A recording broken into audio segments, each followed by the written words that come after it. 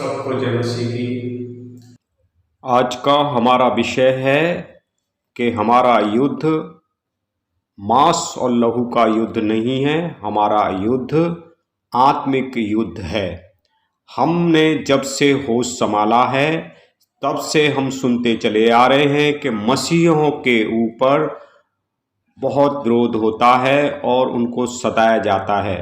जो परमेश्वर के सेवक हैं, परमेश्वर के जो दास हैं, उनको विरोधी लोग सताते हैं। जिसने यहाँ पर मुझे पकड़ा, ले जाकर के मारा गुस्से गुस्से और पेट में भी मारा, है ना। लेकिन फिर भी मैंने प्रभु यीशु के नाम से सह लिया है। लेकिन अब यहाँ तो आज हम इसी विषय पर अध्ययन करेंगे और जो परमेश्वर का जो आज्ञा है उसके अनुसार ही हम परमेश्वर के कार्य को करेंगे, क्योंकि हम परमेश्वर की आज्ञा से इधर उधर नहीं हो सकते, क्योंकि हम परमेश्वर की उन आज्ञाओं से बंधे हुए हैं।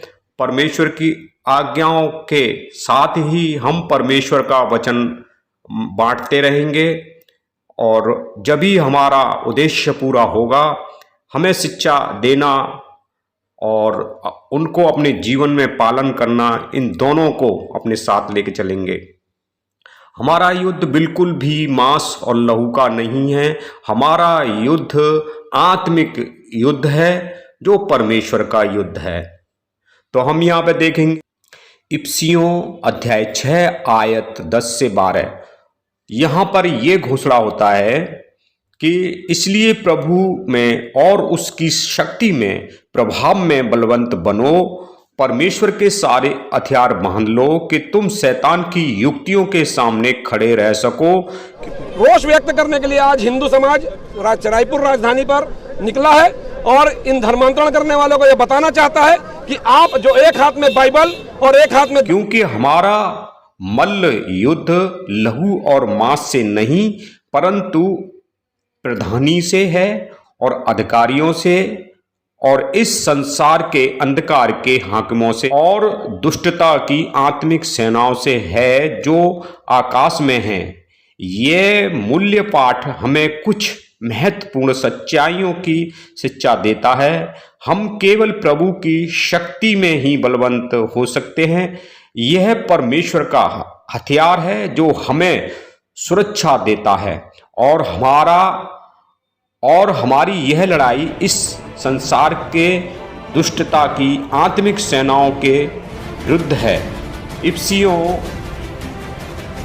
अध्याय 6 आयत 13 से 18 में हमें उन आत्मिक हथियारों का विवरण देता है जिन्हें परमेश्वर ने हमें दिया है। सत्य से अपनी कमर कस लो और धार्मिकता की झिलम पहनकर मेल मिलाप के सुसमाचार के विश्वासी की ढाल, उद्धार के टोप, आत्मा की तलवार के साथ और आत्मा में प्रार्थना करते हुए दृढ़ता से खड़े रह सकें।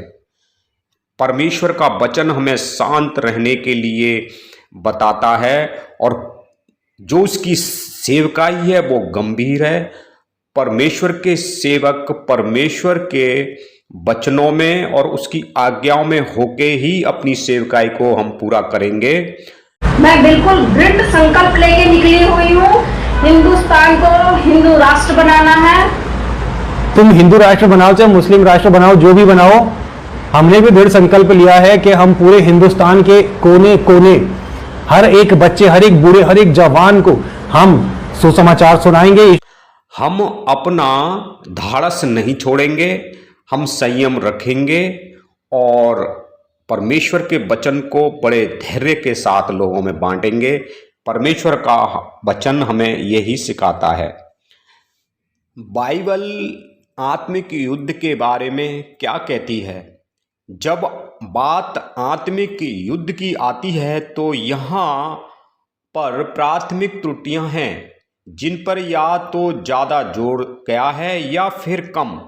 कुछ लोग यह दोष लगाते हैं कि प्रत्येक पाप, प्रत्येक संघर्ष और प्रत्येक समस्या दुष्ट आत्माओं की ओर से है,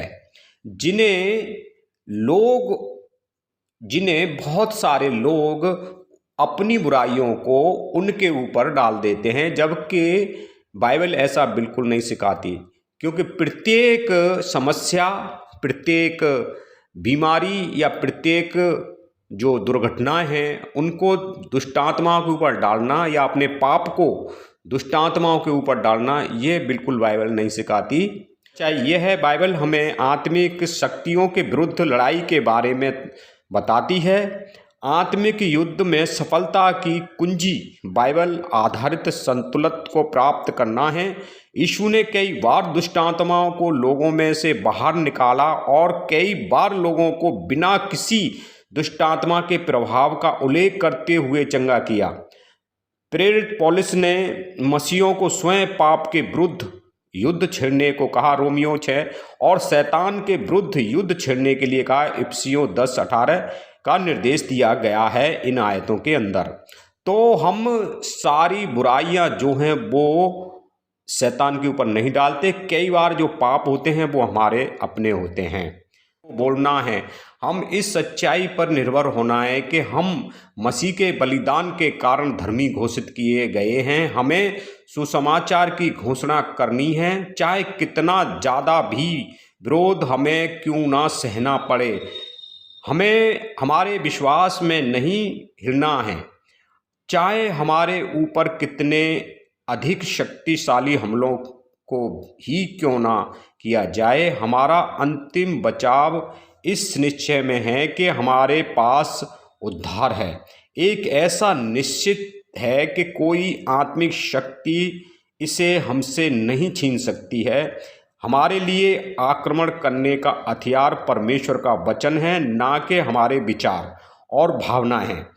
और हमें पवित्र आत्मा की इच्छा और सामर्थ्य में प्रार्थना करनी चाहिए। यीशु ही आत्मिक लड़ाई के लिए हमारा निर्णायक उदाहरण है। ध्यान दें कि कैसे यीशु ने शैतान के सीधे हमलों का सामना किया जब उसकी जंगल में शैतान के द्वारा परीक्षा की गई। मत्ती 4:1-11 तक।